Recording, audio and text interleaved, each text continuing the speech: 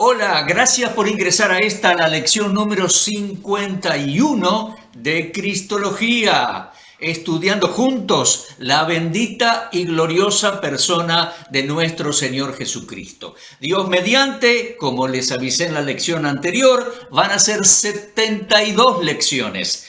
Estoy buscando de completar lo más posible esta Cristología, comenzando desde Moisés. Sí, allá comenzamos, pero justamente hoy, en esta lección número 51, vamos a considerar la persona del Señor Jesucristo en el libro de Apocalipsis. Claro que sí, no podemos tener una cristología completa sin considerar la persona del Señor allí en el Apocalipsis. Bueno, entonces, título aquí, Cristo en Apocalipsis, nuestro Señor y Dios en acción. Muy bien, gracias. Comencemos. Comencemos con comentarios introductorios. Creemos que corría el año 96. El Evangelio, la predicación y la enseñanza de los cristianos realmente habían impactado en Roma, en sus dioses, en sus costumbres, en sus leyendas. Y por aquellos años, el emperador romano Domiciano era el que había desatado una persecución imperial contra los cristianos, contra las iglesias, perseguía a los pastores, los siervos de Dios, de manera que el ancianito apóstol Juan, el único sobreviviente de los apóstoles para aquel entonces, estaba confinado en la isla romana carcelaria de Patmos. Mis queridos, estamos hablando de personas reales en lugares geográficos reales. Esto no es leyenda, ¿eh? La isla de Patmos hoy se puede visitar. Es un sitio turístico donde los que conocemos el Nuevo Testamento vamos o van, porque yo nunca fui todavía. La isla de Patmos está allí en el mar Egeo. Es una isla griega y luego en embarcación se puede cruzar el mar Egeo y uno puede ir a Éfeso y a las 7 localidades de las 7 iglesias de Asia Menor en aquel entonces. Éfeso, comenzando con Éfeso, hoy en día es Turquía. De manera que nos referimos a historia pura, a personas verdaderas y a una geografía exacta y verdadera.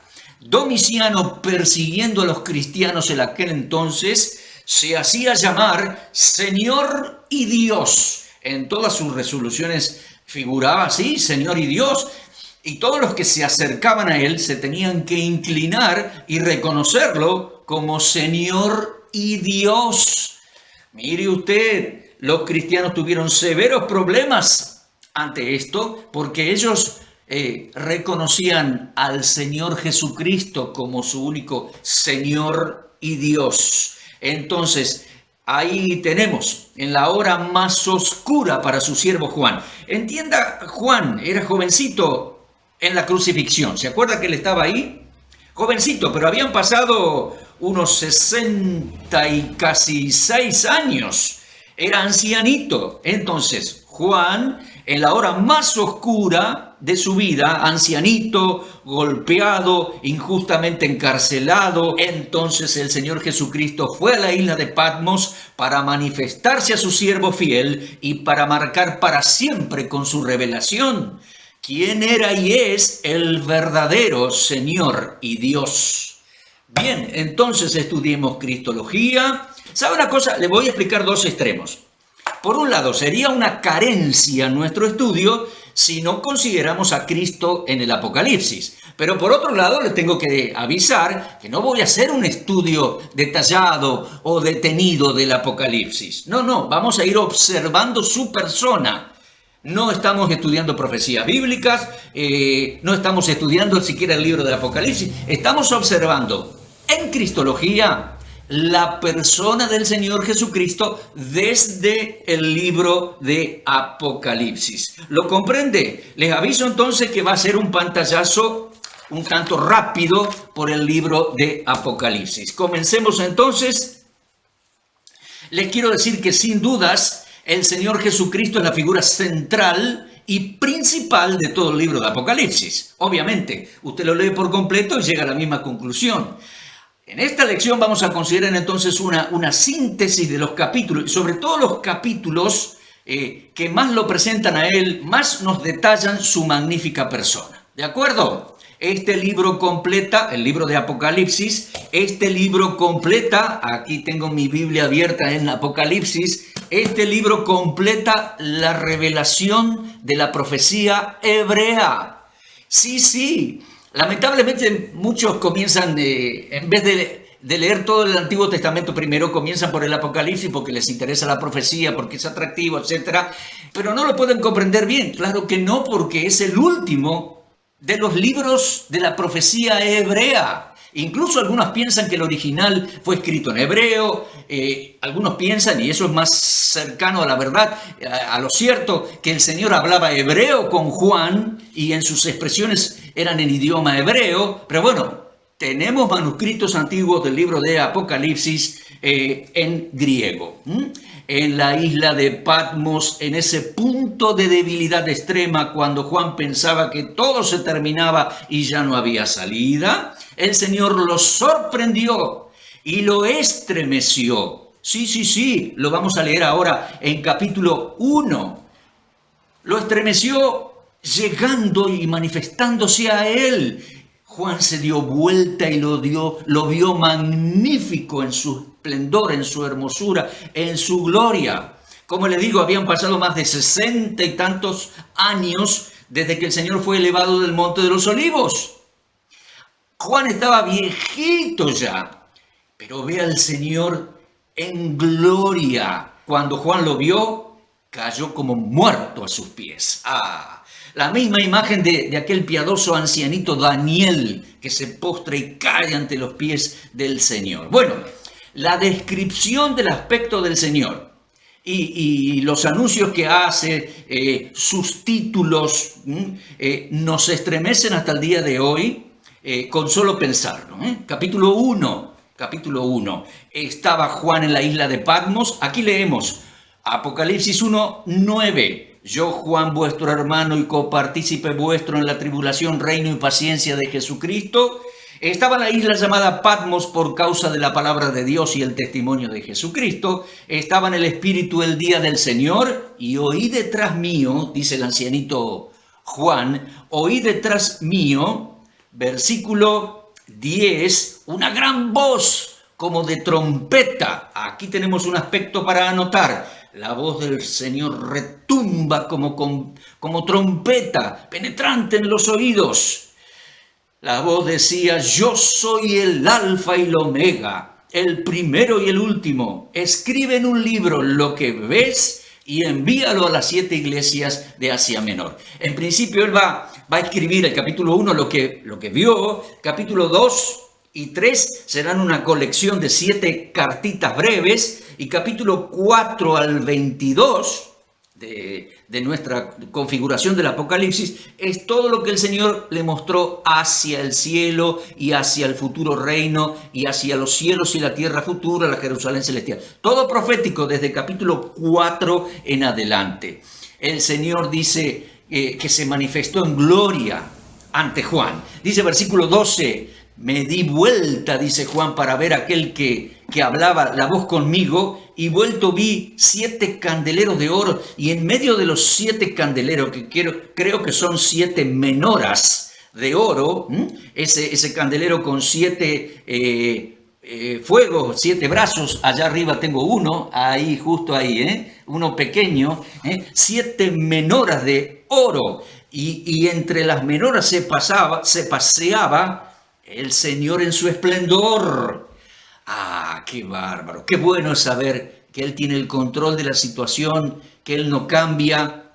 Aunque haya tribulación, porque dice aquí que había mucha tribulación entre las iglesias, el Señor es majestuoso y se manifestó a Juan allí y le vemos caminar con ropa blanca hasta los pies. En su pecho tiene un cinto o una faja de oro, tipo juez, tipo rey, sus pies semejantes a bronce pulido por el fuego de la prueba.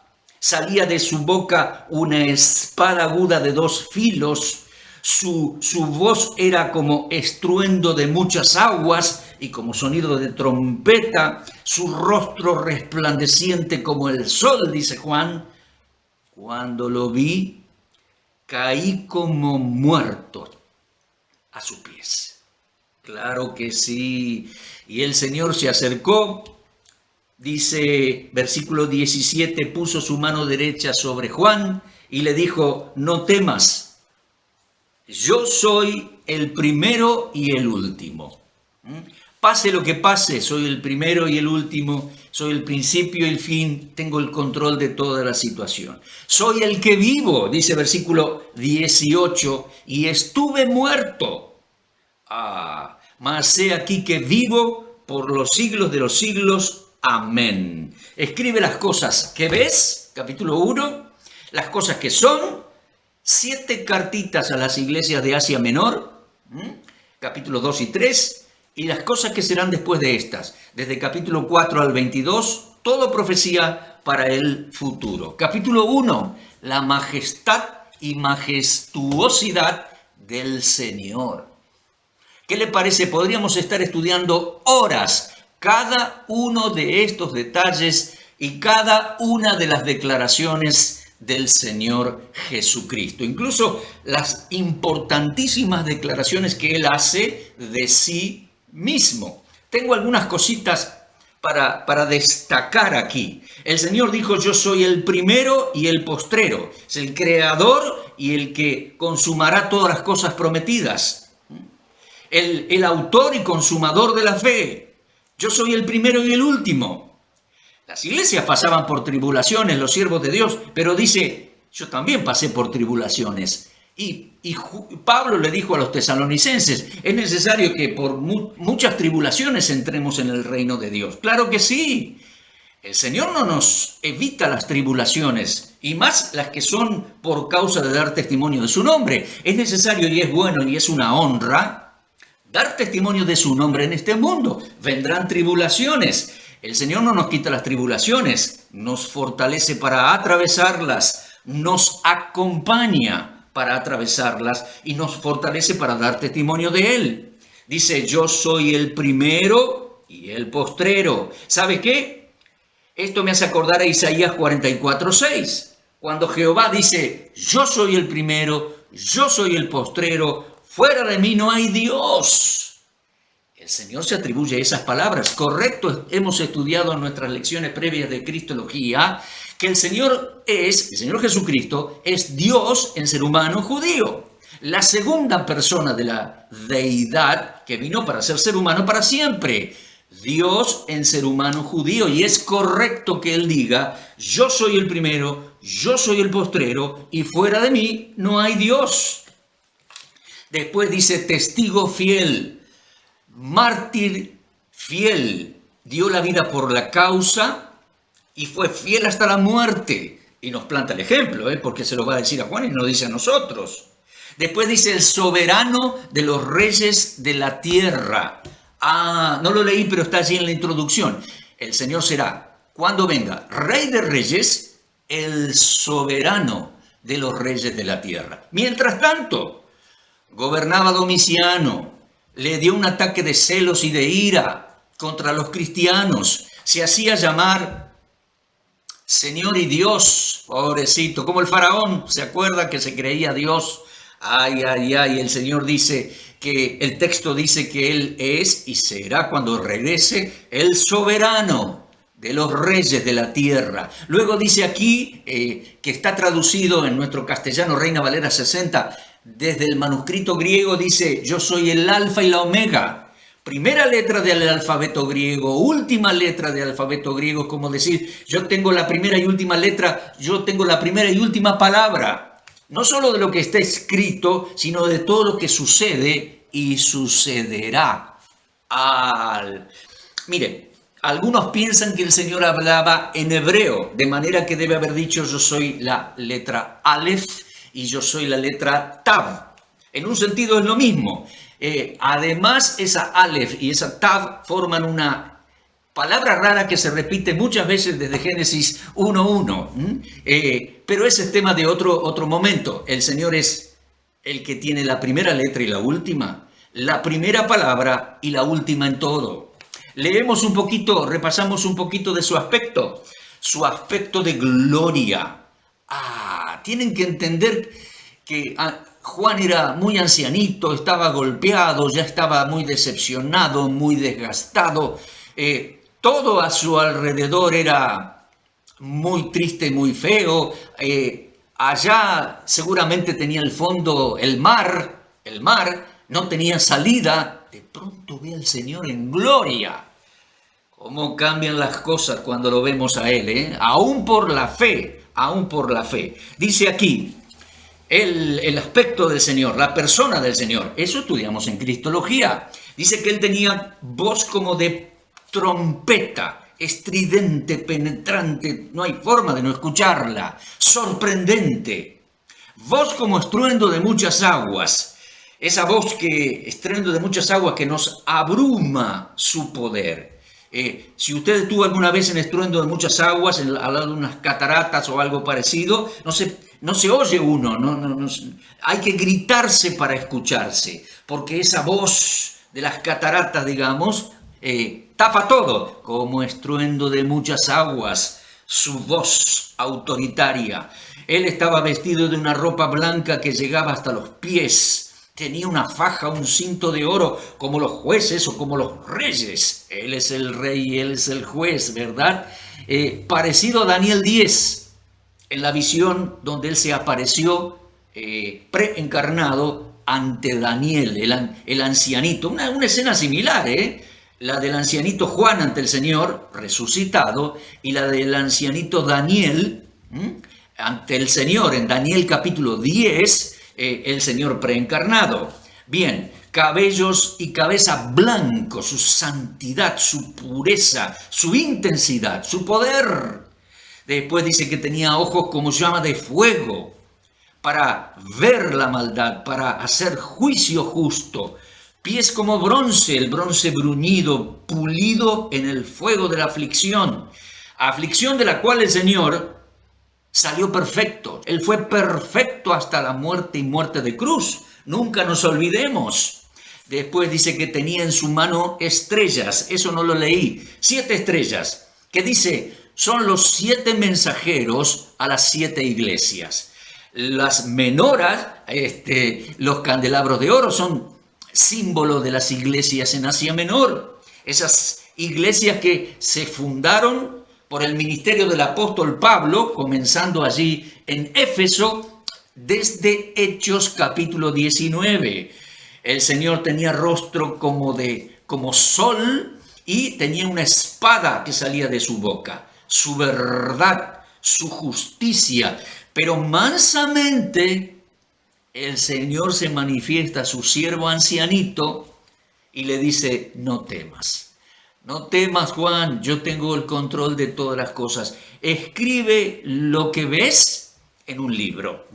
A Él sea la gloria. Él es Dios en ser humano judío, resucitado en gloria. Cuando le vi, caí a sus pies. Cayó como muerto. Y nosotros también tenemos que caer, inclinarnos ante su majestad. Majestad que más y más vamos conociendo a medida que avanzamos en nuestras clases en Cristología. Pero seguimos con Apocalipsis. Si usted quiere tomar una pausita ahora, puede hacerlo. Vamos a avanzar a capítulos 2 y 3. Bien, hermanos, regresando de la pausita, vamos a observar en capítulos 2 y 3 de Apocalipsis. En estos 2 capítulos, para nosotros en nuestra encuadernación y en nuestro formato, son capítulos 2 y 3. En realidad son 7 cartitas ahí coleccionadas. 7 cartitas a las 7 iglesias de Asia Menor, comenzando con Éfeso. Seguimos por Esmirna, Pérgamo, Tiatira, Sardis, Filadelfia, la Odisea, todo Asia Menor, así como un semicírculo, que era el camino del correo de aquellos días. Les dije, lo que antes era Asia Menor, hoy es Turquía. Y se puede hacer un hermoso tour recorriendo lugares, restos arqueológicos de todos estos lugares hoy en día, que son comprobación legítima, científica, de la veracidad de aquellos hechos y la veracidad de lo que menciona, por ejemplo, el libro de los Hechos, la iglesia en Éfeso, la epístola a los Efesios y Apocalipsis 1, 2, 3. ¿Lo puede comprender? Bien. 7 cartitas. 7 cartitas que el Señor dirige. Le quiero decir algo, el Señor siempre fue breve. ¿Vio cuando le hicieron alguna pregunta? La respuesta fue breve, contundente y asombrosa. Bueno, aquí algo parecido. Él va a enviar 7 pequeñas epístolas, pero contundentes, a las 7 iglesias de Asia Menor. Ahora bien, en cada una de estas 7 cartitas, observemos su persona rápidamente. No estamos estudiando profecía, ni apocalipsis, ni eclesiología, ¿de acuerdo? Observemos su persona. 7 cartas breves, 7 iglesias locales. En medio de crisis y persecuciones, el Señor expresó su cuidado y su liderazgo suficiente por sus iglesias y para y por su iglesia. ¿Me comprende? La iglesia mundial, pero las iglesias, los grupos locales que pueden estar viviendo en simultáneo situaciones diferentes. Bien, primera cartita, la epístola a los Efesios. En esta epístola leemos allí desde el capítulo 2 del 1 al 7. Y en esta epístola el Señor, vemos allí en versículo 1, Él se presenta para exhortar a aquellos efesios que habían perdido el primer amor, aquella primera pasión evangelística que les había inculcado el apóstol Pablo y sus seguidores.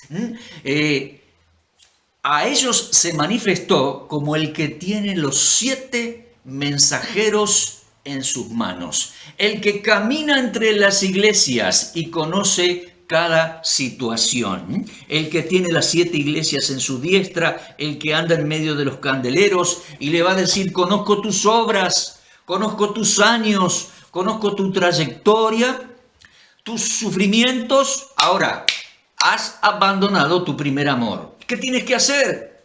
Haz las primeras obras. Haz las primeras obras. Evangeliza con entusiasmo como lo hacías antes. Toma horas de clases de enseñanza bíblica para discipular. Ese es el Señor que se pasea entre las iglesias y nos deja el primer consejo.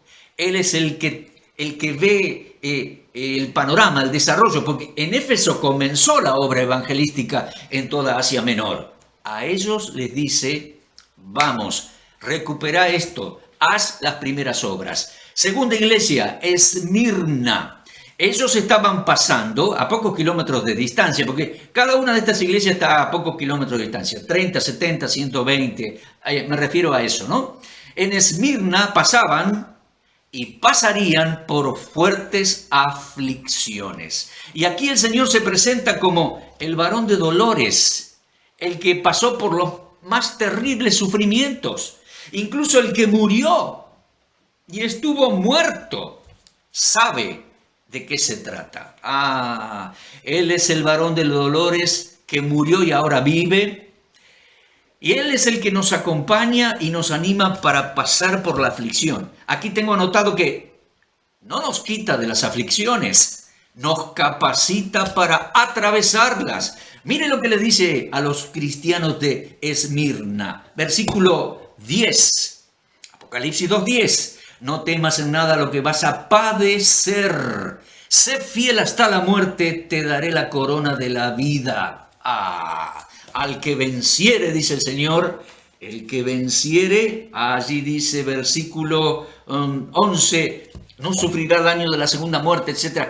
El Señor hace el desafío de seguir adelante, crecer, vencer, con miras a ser premiado por Él en el tribunal de Cristo. Tercera cartita, a la iglesia de Pérgamo. Vivía en otra situación, toleraban errores doctrinales y toleraban diferencias doctrinales. No debemos hacer eso. Él es el que tiene la espada espada en su boca. Esa palabra de verdad. Punto número 4, epístola número 4, escribe a Tiatira. Ahí otra situación, toleraban seducciones, toleraban pecados, y él se manifiesta como el Hijo de Dios, que cuando reina en Sion, reinará con vara de hierro y no va a permitir el pecado en la sociedad. Él es el que tiene ojos de llama de fuego para observar el pecado en la sociedad y para denunciarlo y no permitirlo. Así que nosotros deberíamos hacer lo mismo que él. Estamos estudiando de él, Cristología. Quinta carta a la iglesia en Sardis. Y él se presenta como el que tiene los 7 espíritus y los 7 mensajeros. La iglesia en Sardis estaba languideciendo, estaba para morir. Él los quiere avivar y se presenta como el que tiene los 7 espíritus de Jehová y los 7 mensajeros, listos para ir a comunicarle la palabra de Dios. Es lo que necesitan y lo que necesitamos. Sexta iglesia escribe a los de Filadelfia, y ante ellos, capítulo 3, desde versículo 7 en adelante, ante ellos se presenta el Señor como el santo, el verdadero. Y aquí dice que abriría puerta grande para ellos, para que siguieran la obra y la predicación. Él es el santo, el Señor es el verdadero, y es el que abre las posibilidades de acción para servirle. Abre y ninguno cierra. Impide, cierra y ninguno abre, así que debemos estar atentos. Él preparó buenas obras de antemano para que anduviésemos en ellas. Él nos capacita con Ruach HaKodesh, su Espíritu Santo en nosotros, y Él abre posibilidades de acción para que pase lo que pase y en distintas zonas se vea reflejado de distinta manera, podamos servirles. Él va abriendo puertas para la predicación. ¿Qué le parece? A Él no se le terminan las ideas, ni se le queman los papeles, como decimos nosotros. Él es el Señor. Y en último lugar, la séptima epístola que escribe, terminando el capítulo 3, es a los cristianos de Laodicea. Ellos eran tibios en la fe, tenían muchas riquezas materiales y tenían pobreza espiritual. Y el Señor es claro en decírselos. Él se presenta como el amén, el así es. Así son las cosas. Él habla claro. Se presenta como el testigo fiel y verdadero. El testigo, Jopistos, testigo fiel. El fiel, Jopistos. El mártir es el testigo. El que da la vida por la causa. Él es el fiel. ¿Cómo no hacerlo nosotros también? Y Él es el principio de la creación de Dios. Los exhorta, los sacude fuertemente a los cristianos de la Odisea, porque eran tibios en la fe. El Señor quiere que seamos fervorosos y comprometidos con Él. Mire, como Él se manifestó en las 7 epístolas estas, Apocalipsis 2 y 3, así es Él con nosotros hoy. Solo que no lo vemos personalmente. Pero leyendo estas cartitas y pensando en nuestras vidas, tenemos que meditar en su persona. Él es el Señor de gloria, que ministra y conduce sus iglesias locales, aunque nosotros no lo veamos personalmente. ¿De acuerdo? Bien, avancemos. En capítulo 4 y versículo 1, el Señor le muestra a Juan una puerta, una ventana, digamos así, para subir al cielo. ¿Qué le parece?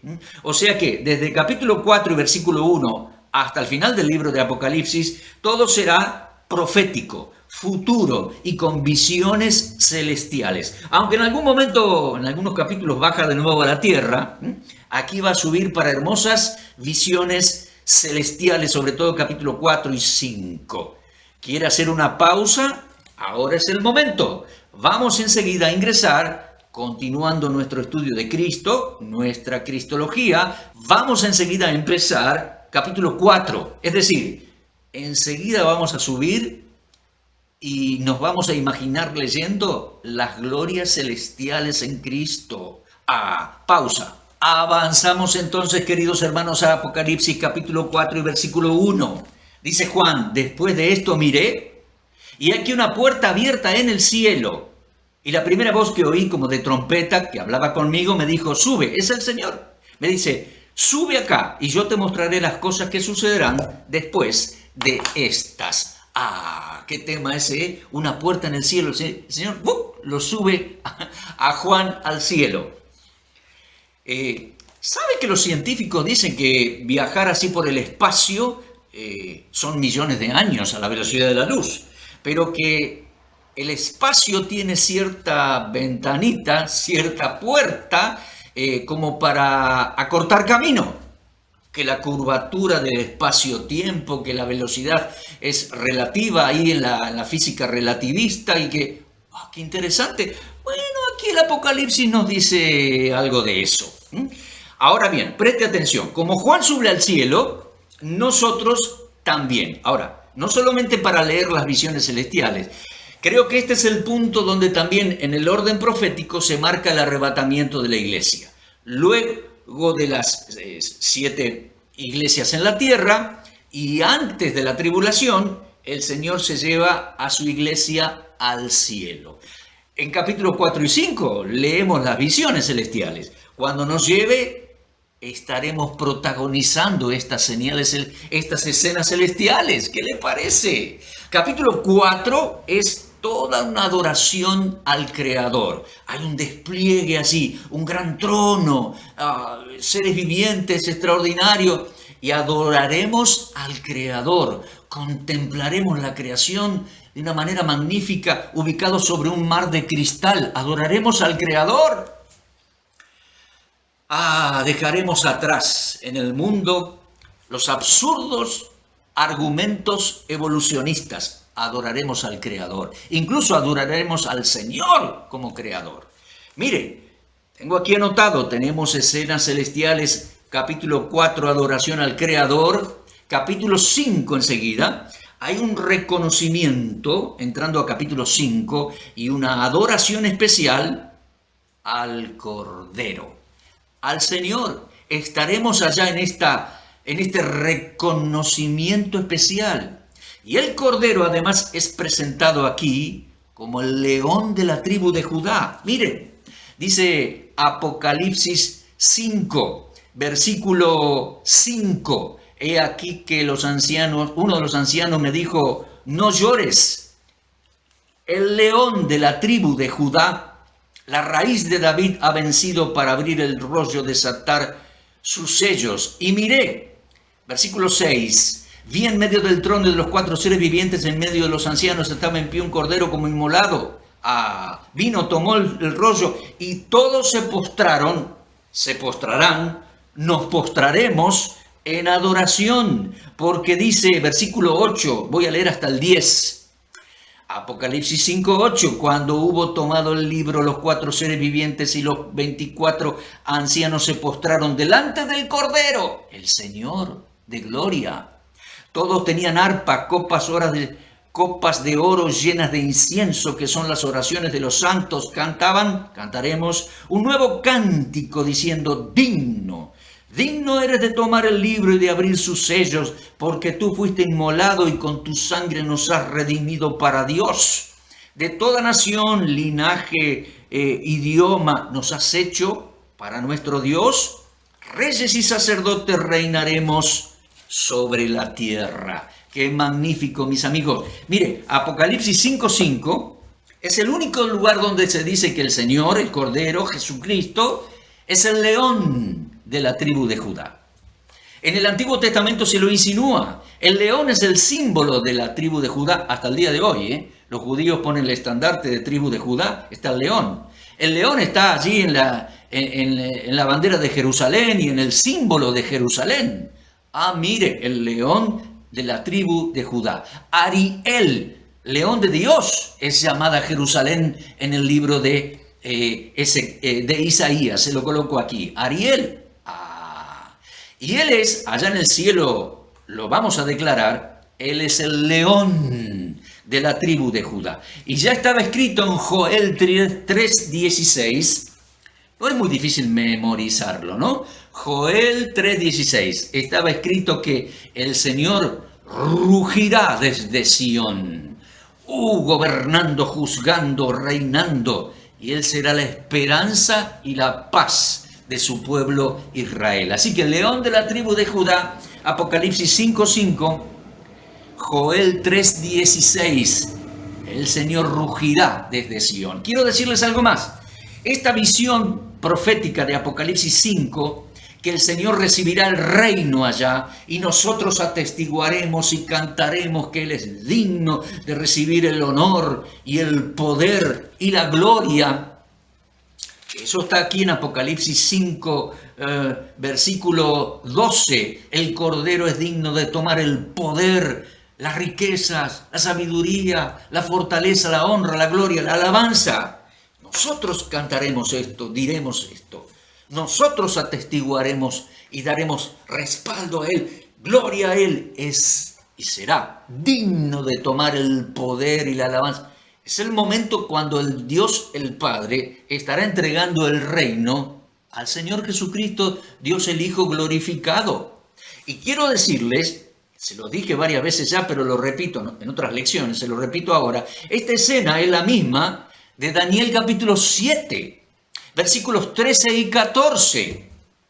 Allá dice que estará el Hijo del Hombre delante del anciano de días, y el anciano de días le dará el reino. Mire usted, y el anciano de días le dará el reino a él y a su pueblo, los judíos. Quiero decirles dos o tres cositas más. Esto será adoración celestial y la proclamación celestial de que Él es y será el único digno de reinar. Esto se condice con las palabras del Señor, lo coloco aquí, de Lucas 19:12. Cuando Él dijo, un hombre noble se fue, Él se iba a ir, se fue, a un país lejano, el cielo, para recibir un reino y volver. Sí, claro. Esta es la coronación. Apocalipsis 5, Daniel 7. Y este es el momento en que el Padre le entrega el reino a Él. Acuérdese también que hemos estudiado, en la lección anterior lo mencionaba, Ezequiel 21, versículo 27 dice, el Padre dijo con aquellos antiguos reyes judíos en Jerusalén, basta de pecado, esto no va a ser más así. Lo reduciré a ruina y cuando venga aquel que tiene el derecho de reinar, dice Dios, yo se lo entregaré, yo le entregaré el reino. Ese es el momento, Apocalipsis 5, Daniel 7, estaremos proclamando que Él es digno de recibir la gloria, el poder, y le adoraremos y alabaremos al Cordero. ¡Qué grande! El león de la tribu de Judá. Amigos, tengo aquí un paréntesis marcado y una aclaración. Hemos avanzado un poquito, rapidito, por el libro de Apocalipsis. Usted entiende, ¿no? La adoración celestial, la exaltación del Señor. Mire, le debo aclarar. Es una absurda contradicción que alguien venga con una Biblia a la puerta de mi casa, diga creer en el Apocalipsis y al mismo tiempo no admita la deidad del Señor Jesucristo. No, por favor, déjelo aparte. El Señor es Dios en ser humano, judío glorificado. Él es el león de la tribu de Judá. Él es el hijo de David, que recibirá del Padre el reino y vendrá a reinar en Sión, como ya hemos repasado y vamos armando las ideas, los conceptos. ¿Se da cuenta? En armonía con las escrituras previas, el Apocalipsis revela que todos nos postraremos ante Él en el cielo. Dios en ser humano judío, el león de la tribu de Judá, digno Rey de gloria, cuando venga, Salmo 24, el Rey de gloria, el digno león de la tribu de Judá. Bueno, hasta ahí, rapidito, Apocalipsis 4 y 5. Apocalipsis 6. Ahí se dice que en el cielo el Señor comenzará a abrir el primer sello. del rollo. Y Él es el que permitirá que el anticristo irrumpa en el mundo, haga pacto con los judíos y comience la tribulación. Nosotros estaremos en el cielo. La iglesia no tiene nada que ver con la tribulación ni con la nación de Israel. ¿De acuerdo? Además, la tribulación comenzará cuando el Señor lo permita y Él abra el primer sello y después vendrán los sellos, las trompetas, las copas, etc. Más de su persona observamos en capítulo 7. Avancemos a capítulo 7. Aquí tengo mi Biblia, capítulo 7. Allí estamos en el futuro tiempo hacia la tribulación. La iglesia está en el cielo. Sí. Apocalipsis 4 y 5, ya estamos allá. Ya estaremos allá. Pero en el capítulo 7 dice, vi 4 ángeles en pie sobre los 4 ángulos de la tierra que tenían poder para detener los vientos de la tierra, para que no soplase viento alguno sobre la tierra ni sobre el mar. Vi también otro ángel que subía donde sale el sol y tenía el sello del Dios vivo y clamó a gran voz a los 4 ángeles que tenían, mire esto, lo vamos a leer, mire, los 4 ángeles que tenían el poder de hacer daño a la tierra y el mar. Y les dijo, este ángel se interpone y les dice a los 4 poderosos que van a hacer los juicios. Dice, no hagan, Apocalipsis 7, lo pongo aquí, 7:3, no hagan daño todavía a la tierra, ni al mar, ni a los árboles, hasta que hayamos sellado en sus frentes a los siervos de nuestro Dios, los 144,000 judíos. ¿Se da cuenta? Algunos piensan de que estamos en la tribulación. No estamos en la tribulación. Es más, la iglesia nunca estará en la tribulación. Algunos piensan que hoy lo que sucede en los mares, alguna contaminación, ya es cumplimiento de la profecía. No.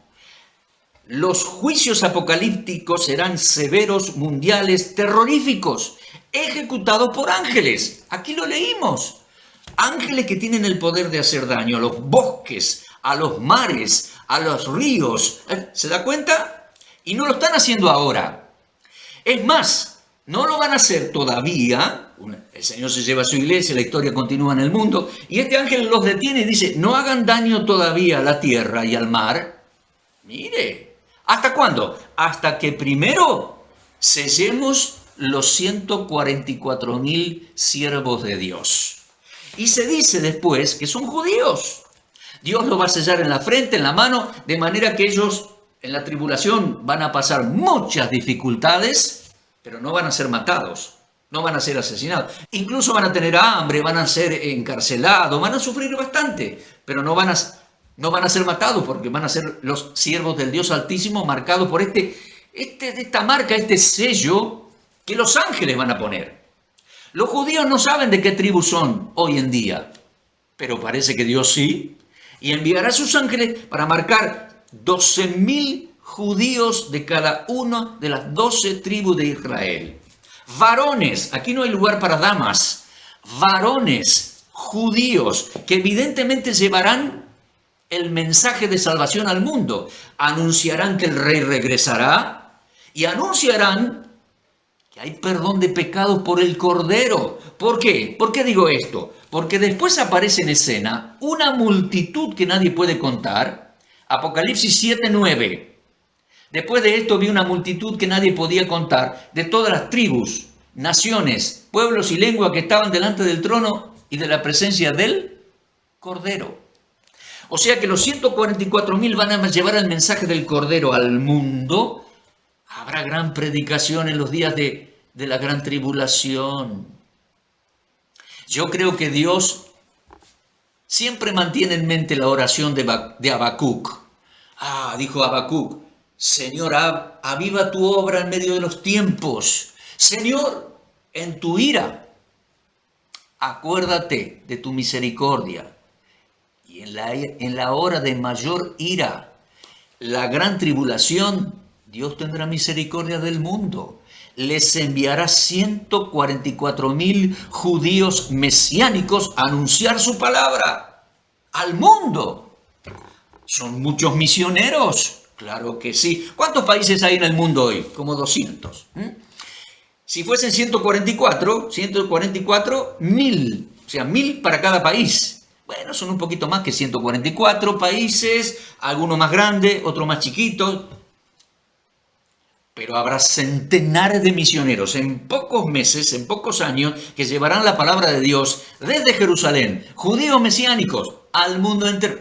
No va a estar la iglesia, obviamente estaremos en el cielo. Los evangelistas, los predicadores de la tribulación van a ser muchachos judíos mesiánicos. ¡Qué maravilla! 12.000 de cada una de las 12 tribus de Israel. Anunciarán al Cordero. Y ahí viene el enfoque de nuestra cristología. Anunciarán al Cordero al mundo. Anunciarán al Rey. Anunciarán que esta gran tribulación pronto pasa. Anunciarán que la muerte se acerca, el peligro. Y anunciarán vida eterna por el Cordero de Dios. Es muy evidente. Ahora, muchos por la fe en aquel tiempo de la gran tribulación van a morir, van a ser asesinados, van a ser traicionados, morirán de diferentes formas y también degollados, le cortarán la cabeza. Mira Apocalipsis 13, dice uno de los ángeles me preguntó, ¿quiénes son estos? Dice, estos que están vestidos de ropa blanca, ¿quiénes son y de dónde han salido? Y Juan dice, no sé, tú lo sabes. Y dice, estos son los que han salido de la gran tribulación. ¿Y qué dice? Han lavado sus ropas y las han emblanquecido en la sangre del Cordero y ahora están delante del trono de Dios. Le sirven de noche y de día. El que está sentado en el trono extenderá su tabernáculo para recibirlos. No tendrán ya más hambre, ni sed, ni calor caerá sobre ellos. El Cordero que está en el medio, mire esa expresión. Apocalipsis 7:17.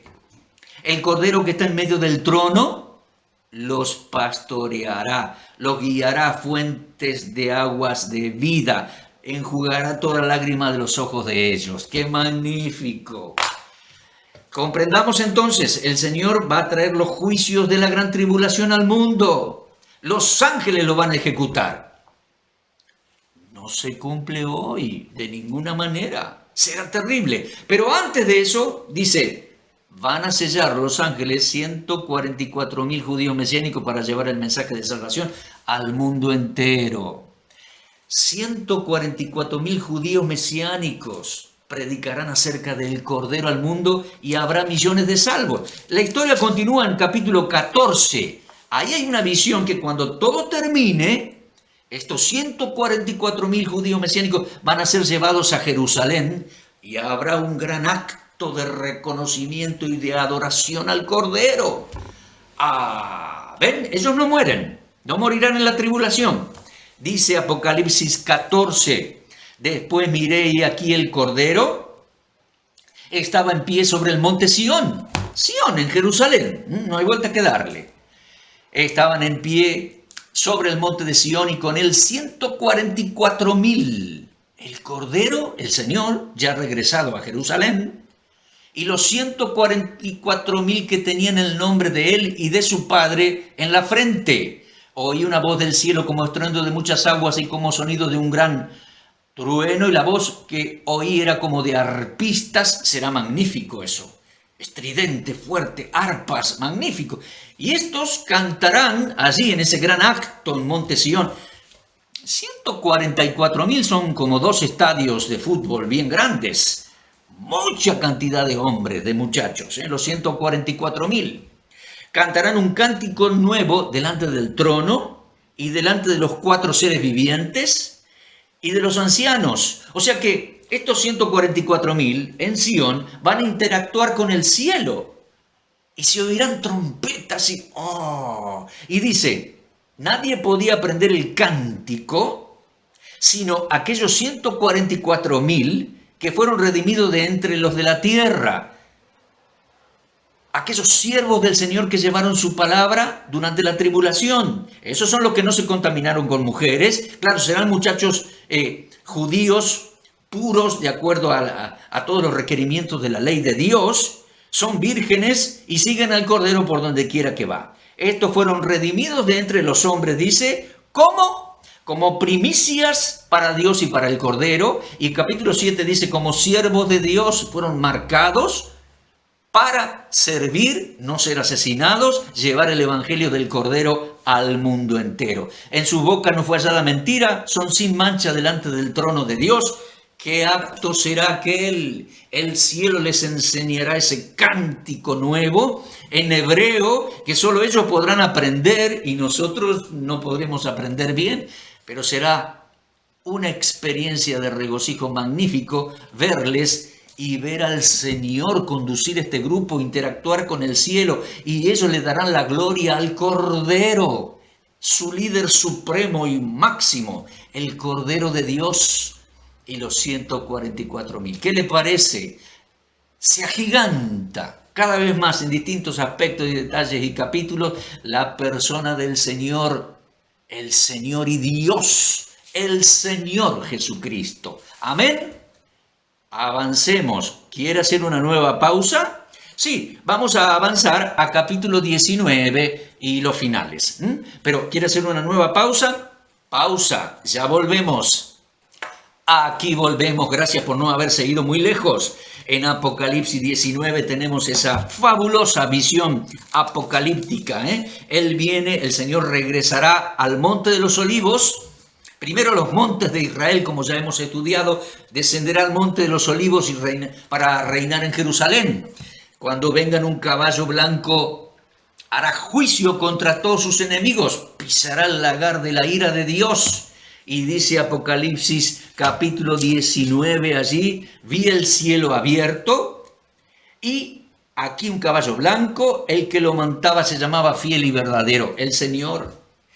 El Señor allá en las escenas celestiales montará este corcel blanco, vendrá, derrotará a sus enemigos, los pisará y entrará a Jerusalén.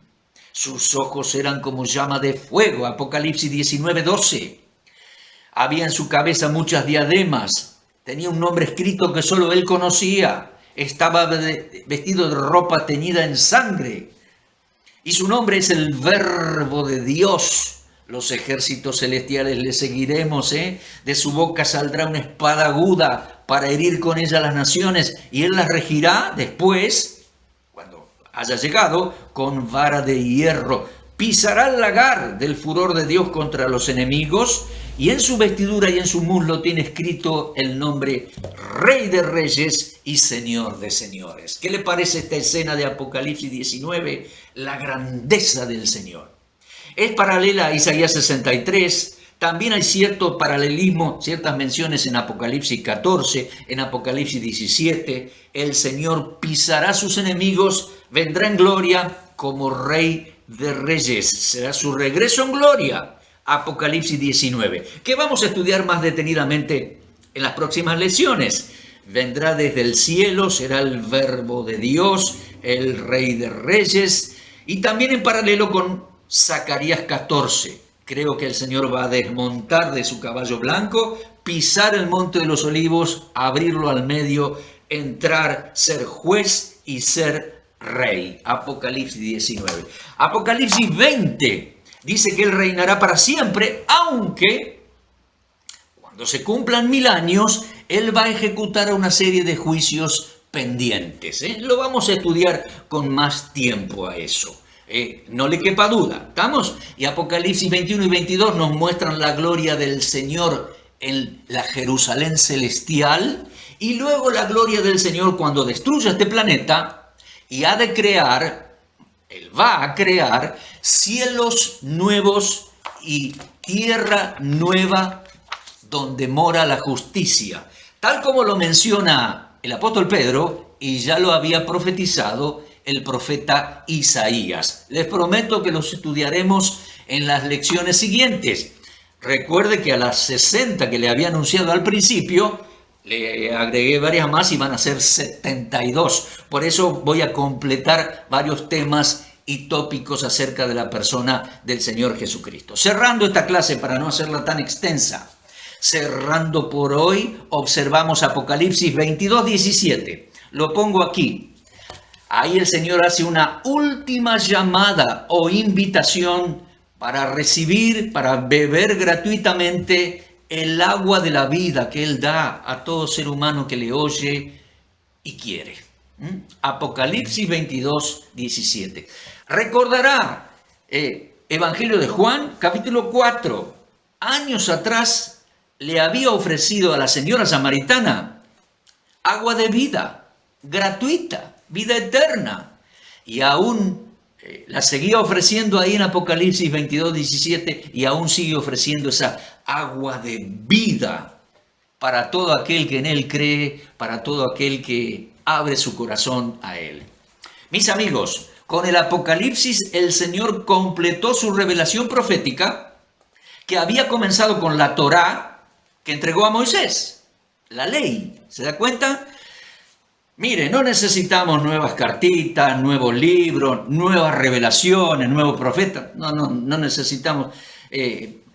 Para aquella generación ni para esta no necesitamos. Es suficiente con esta revelación. Comenzando desde Moisés, la persona de Cristo, hasta el Apocalipsis. Suficiente con esta revelación hasta que Él regrese por nosotros y regrese a reinar. ¿De acuerdo? Le amamos sin todavía haberle visto, confiamos en Él y esperamos en Él. Amén. Él es el magnífico y suficiente Señor para nuestras vidas hoy y para nuestra expectativa y esperanza futura. Pobre Domiciano, pobre el faraón del libro de Éxodo, ¿se acuerda? Pobre Domiciano, perseguía a los cristianos y se hacía llamar Señor y Dios. ¡Ja! El Apocalipsis cierra la revelación de Jesucristo y lo presenta como el auténtico y eterno Señor y Dios, nuestro Señor y Salvador.